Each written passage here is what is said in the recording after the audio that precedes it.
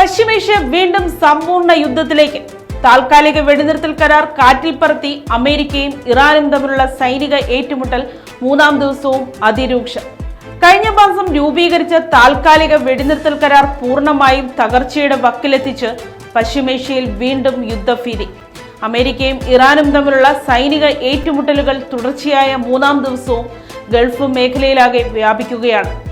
ഇറാന്റെ ആണവ കേന്ദ്രങ്ങൾക്ക് സമീപം ഉൾപ്പെടെ അമേരിക്ക വൻ വ്യോമാക്രമണം നടത്തിയപ്പോൾ പശ്ചിമേഷ്യയിലെ അമേരിക്കൻ സൈനിക താവളങ്ങൾക്ക് നേരെ ബാലിസ്റ്റിക് മിസൈലുകൾ തൊടുത്തുവിട്ടാണ് ഇറാൻ തിരിച്ചടിച്ചത്.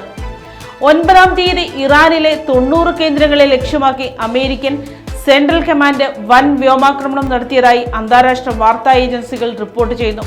ഇറാന്റെ സൈനിക വിമാനത്താവളങ്ങളും മിസൈൽ വിക്ഷേപണ കേന്ദ്രങ്ങളുമാണ് പ്രധാനമായും ആക്രമിക്കപ്പെട്ടത്. ആഗോള എണ്ണ പ്രകൃതിവാതക ഗതാഗതത്തിന്റെ പ്രധാന പാതയായ ഹോർമുസ് കടലിടുക്കിലെ സ്വതന്ത്ര നാവിഗേഷന് ഭീഷണിയാകുന്ന ഇറാന്റെ സൈനിക ശേഷി നിർവീര്യമാക്കുകയാണ് തങ്ങളുടെ ലക്ഷ്യമെന്ന് അമേരിക്ക വ്യക്തമാക്കി. ആക്രമണത്തിന് പിന്നാലെ ഇറാനും അതിശക്തമായി തിരിച്ചടിച്ചു. കുവൈറ്റ്, ബഹ്റിൻ, ഖത്തർ, ജോർദാൻ എന്നീ രാജ്യങ്ങളിലെ അമേരിക്കൻ സൈനിക താവളങ്ങൾക്ക് നേരെ ഇറാൻ റവല്യൂഷണറി ഗാർഡ്സ് 10 ബാലിസ്റ്റിക് മിസൈലുകളും ഡ്രോണുകളും പ്രയോഗിച്ചു.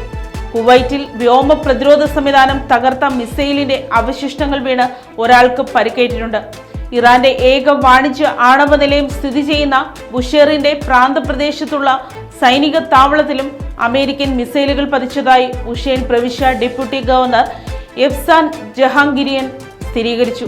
കഴിഞ്ഞ 2 ദിവസങ്ങളിലായി നടന്ന അമേരിക്കൻ വ്യോമാക്രമണങ്ങളിൽ ഇറാനിൽ കുറഞ്ഞത് 14 പേർ കൊല്ലപ്പെടുകയും 78 പേർക്ക് പരിക്കേൽക്കുകയും ചെയ്തതായി ഇറാൻ ആരോഗ്യ മന്ത്രാലയം അറിയിച്ചു.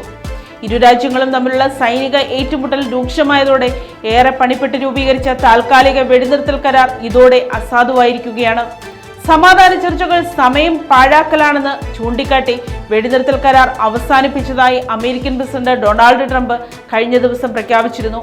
ഇതിന് ശക്തമായ ഭാഷയിലാണ് ഇറാന്റെ സമാധാന ചർച്ചാ സംഘത്തലവനും പാർലമെന്റ് സ്പീക്കറുമായ മുഹമ്മദ് ബഗർ ഗാലിഫഫ് മറുപടി നൽകിയത്.